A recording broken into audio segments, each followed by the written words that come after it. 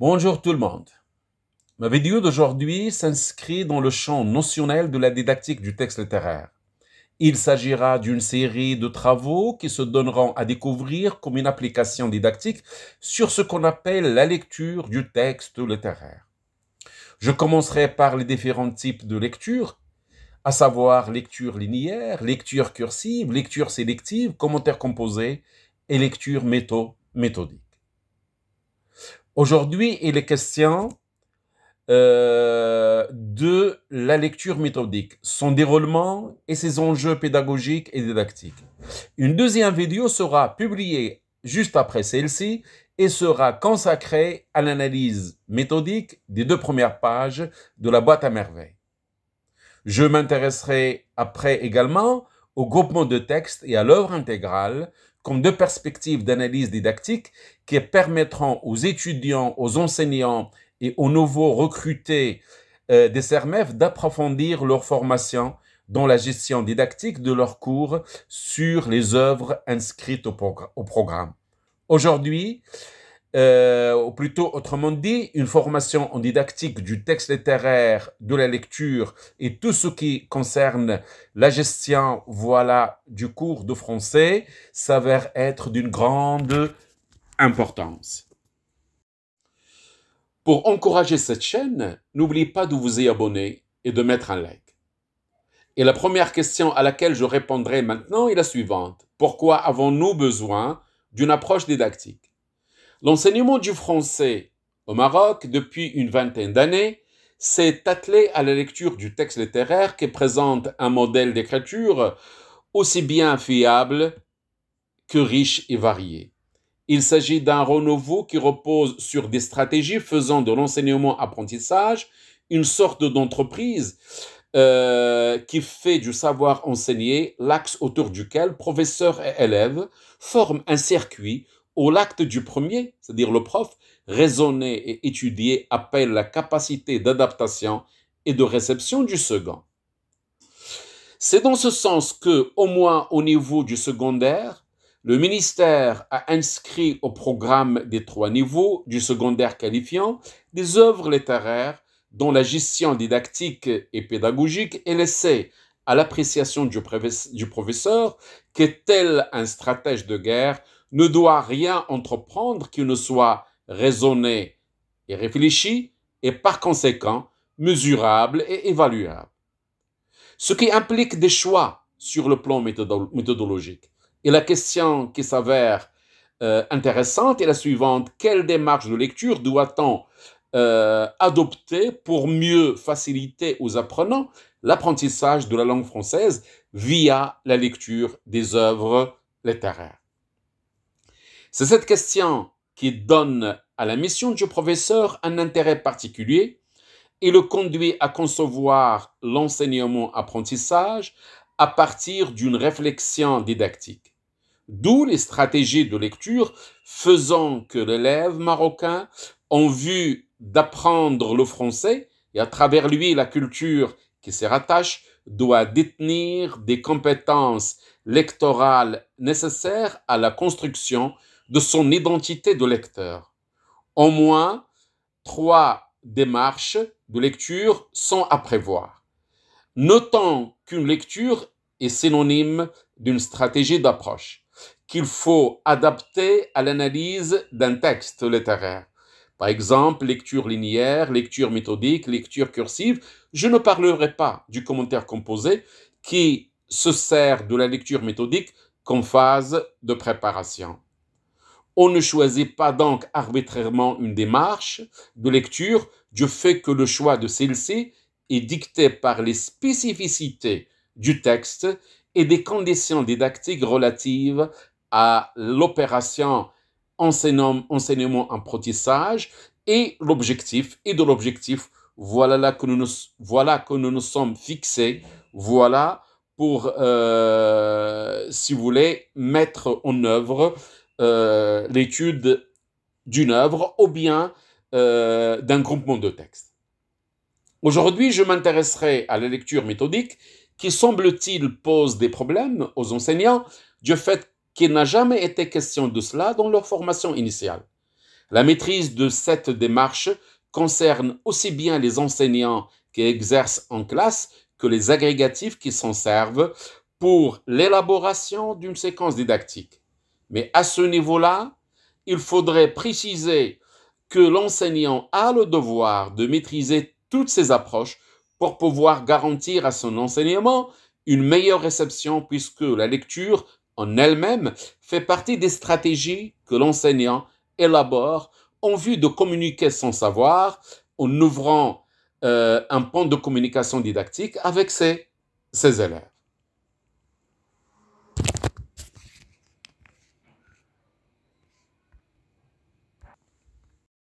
J'arrive maintenant à la question cruciale de cette vidéo. La question cruciale qui est la suivante. C'est quoi d'abord une lecture méthodique d'un texte littéraire? La lecture méthodique est souvent associée à la notion d'étude de texte. Donc, une activité permettant de faire travailler l'élève pour l'amener à comprendre un texte ou plutôt à saisir les enjeux d'une écriture ou de l'écriture littéraire. Ceci n'est pas loin de ce qu'on appelle l'étude de la littérature. C'est pourquoi, sur le plan didactique, le cas de l'enseignement du français ou celui de la formation des agrégatifs, voilà, au CERMEF, la lecture méthodique est souvent en rapport à l'œuvre intégrale ou au groupement de textes.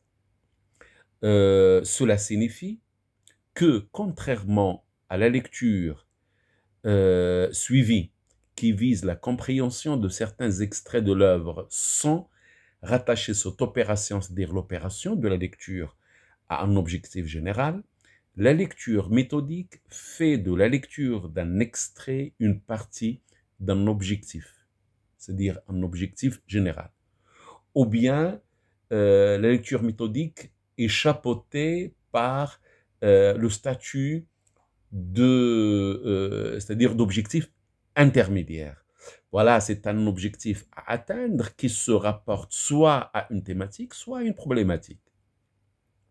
Dans le cas de l'œuvre intégrale, par exemple, le dernier jour d'un condamné, l'objectif que peut se fixer l'enseignant est le suivant: amener les élèves à identifier et à repérer les outils littéraires et énonciatifs mis au service de la dénonciation de la peine capitale. C'est-à-dire, il doit faire la sélection d'un certain nombre de textes qui portent sur la même technique d'écriture ou les mêmes phénomènes, les mêmes faits, voilà, d'écriture, pour les étudier les uns par rapport aux autres. Pour ce qui est du groupement de textes, la lecture méthodique permet, dans le cadre d'une problématique thématique ou technique, de mettre l'accent sur les spécificités d'une écriture. À titre d'exemple, la première page de roman.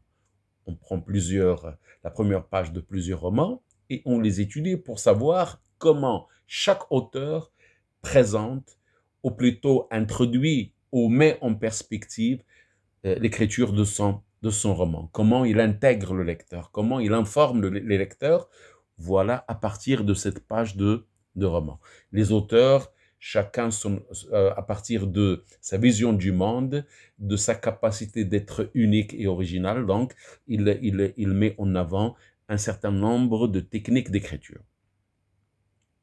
Voilà, ou bien le portrait dans le roman réaliste, la représentation de la femme dans la poésie moderne, la figure du père dans le roman marocain, et la liste est ouverte. C'est dans ce sens que l'on fait de la lecture méthodique un outil didactique au service d'un projet de lecture, dont la réalisation passe par la sélection d'un ensemble de textes se rapportant à une thématique, comme la solitude ou bien l'enfance dans la boîte à merveilles, le pouvoir ou le personnage tragique dans Antigone, ou une problématique d'écriture comme le moi dans la boîte à merveilles, ou bien l'argumentation dans le récit intitulé Le dernier jour d'un condamné. À ce niveau de notre travail d'exploration de la lecture méthodique, ne serait-il pas judicieux de consulter le dictionnaire en vue de découvrir le sens et le sens et la portée pédagogique du mot, ou plutôt de l'adjectif méthodique, voilà, comme ça en général.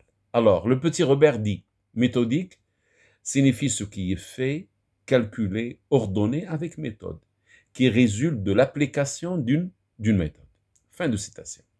Comparé à d'autres types de lecture, comme la lecture personnelle, pour n'en citer que celle-ci, la lecture méthodique se veut une approche consciente de ces outils, de ces démarches, d'autant plus que ce qui oriente le choix de la lecture méthodique, c'est l'objectif didactique que se fixe l'enseignant, voilà, avant d'entamer, ou plutôt en mettant en place un projet d'enseignement. D'où les adjectifs calculés, ordonnés, avec méthode, qui montrent que cette lecture soumet le texte à un modèle d'activité plutôt démonstrative, c'est-à-dire on est appelé à conduire l'élève à repérer, identifier pour pouvoir démontrer une idée. Voilà une idée qu'il s'est faite à partir d'une première lecture, par exemple, d'un texte littéraire. On applique une méthode pour en connaître le résultat. Voilà, c'est pourquoi dit-on que la lecture méthodique est conduite en vue de confirmer une perspective de lecture. Autrement dit, la lecture méthodique conduit l'élève à émettre des hypothèses et à les démontrer. Autrement dit, il devient partie intégrante d'une entreprise, c'est-à-dire d'une opération, et dans laquelle il occupe une place ou bien un rôle dynamique.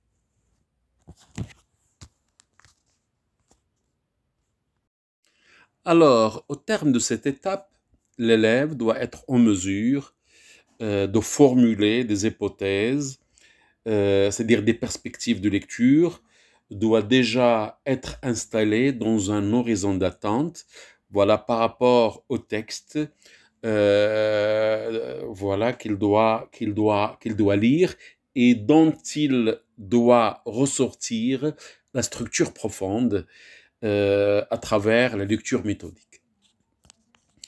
Et on arrive maintenant à une autre étape, à celle que j'appellerai l'identification et le repérage. Alors, à ce moment de notre activité de lecture, on est déjà dans l'étape de repérage. Mais repérage de quoi? Je dirais tout simplement repérage et identification d'éléments qui font la spécificité de l'écriture de ce texte. Autrement dit, ce qui permet de le caractériser, de le spécifier. Autrement dit, c'est ce qui en fait l'originalité c'est-à-dire qu'il les distingue, voilà, de tous les autres textes. Une description, par exemple, au rythme rapide, l'hypotypose, on doit interroger le volume des phrases, la place des adjectifs, les anaphores, les moyens de reprise. Alors, par exemple, il y a un texte très célèbre que je vous invite à lire et où vous allez sentir cette manière de décrire, voilà, une manière de décrire qui est, si vous voulez, le résultat c'est-à-dire d'un travail de génie. Par exemple, la première rencontre entre le narrateur et l'artiste dans les grands chemins. Vous voyez, il y a un travail sur la description et là, on peut amener les élèves à voir comment le narrateur, c'est-à-dire rend l'image du narrateur en train de jouer les cartes comme un spectacle, comme une comédie. Par exemple, on peut choisir un autre texte qui est Le loup et l'agneau de La Fontaine. Alors, dans ce cas-là, on travaillera sur le dialogisme. On peut également travailler sur le discours direct, indirect et le discours indirect libre, voilà comme forme d'écriture dans l'histoire de ma vie de Casanova. On peut également travailler sur une dominante qu'on pourrait appeler l'expression de l'euphémisme dans Le Dormeur du Val de Rimbaud. Alors, cela signifie, tout ce qu'on vient de dire signifie d'une manière évidente que le texte soumis à l'étude méthodique ne doit pas être choisi, ou plutôt ne doit être choisi que parce qu'il est représentatif d'une forme d'écriture saillante, parce qu'il doit produire un effet, voilà, sur le lecteur. Parce que, comme c'est-à-dire je viens de le souligner, il n'y a de lecture qu'à partir du lecteur. Et on doit amener, à travers la lecture méthodique, les élèves à sentir, à être sensibles à l'originalité d'un texte. Donc, notre attention de lecteur doit être centrée sur ces dominantes. Pour l'apprenant marocain, par exemple, je crois qu'il serait judicieux, au niveau de la culture, de le soutenir, ou plutôt de soutenir son effort, voilà, par le biais de questionnements. Et maintenant vient le moment d'une réelle coopération, voilà, entre le texte et, si vous voulez, et le lecteur. L'étape dans laquelle on est maintenant, dans la réalisation de notre étude méthodique, est ce que Umberto Eco appelle une coopération sémantique et interprétative. Et j'insiste sur le mot interprétative. Alors, puisque les éléments repérés doivent avoir une signification, rendant notre lecture interprétative, c'est-à-dire pouvons donner à notre lecture une forme structurée. Vous voyez, on repère des éléments et pour les structurer, on doit les classer. Cette interprétation peut être traduite par l'opération de classement, de catégorisation, de rapprochement, comme qui dirait des sous-ensembles dans un axe ou se rapportant à une unité. Celle-ci permet de décrire ce que les théoriciens de l'esthétique de la réception appellent une réaction du lecteur, qui forme finalement, ou plutôt qui permettent finalement de mettre en marche cette machine paresseuse qu'est le texte. Autrement dit, une fois repéré, une fois identifié, on demandera aux élèves de les classer parce qu'en les classant, on est déjà dans une réflexion sur les composants du texte, sur les éléments qu'il identifie, sur le plan stylistique, grammatical, lexical et j'en passe. Et une fois classé, c'est déjà une interprétation.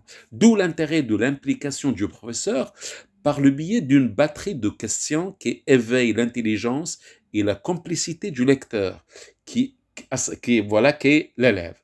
L'objectif étant de rendre signifiantes et parlantes les séries de relevés déjà identifiés. Alors, en vue d'approfondir notre réception, on peut organiser le travail déjà réalisé sous forme de tableau avec des entrées formant des axes. Pourquoi pas, à ces axes, on peut donner des titres. Et c'est l'élève qui doit fournir ces titres, voilà, pour l'amener à s'impliquer d'une manière directe, voilà, dans la structuration de sa compréhension. L'approfondissement doit être laissé aux apprenants qui seront amenés à commenter, les relever, classer, comme une forme de construction de la signification. Et ça, c'est un point fondamental dans l'esthétique de la réception et la lecture littéraire en général. C'est le commentaire des éléments repérés et leur classement qui implique l'élève dans cette opération de lecture qu'est l'approche méthodique. Alors, la prochaine vidéo sera consacrée à l'étude méthodique appliquée à un extrait de la boîte à merveilles, puisque c'est un texte que tout le monde connaît. Il s'agira de l'extrait des 2 premières pages, c'est-à-dire des pages liminaires que je vous invite à lire, c'est-à-dire du récit, dont voici les coordonnées. Ça commence par « Nous habitions d'Achouafa » jusqu'à un accent de désespoir. Autrement dit, les 2 premières pages, lisez-les 1-2 fois, voilà, et on présentera la lecture méthodique, voilà, lors de la prochaine vidéo. Bonne chance!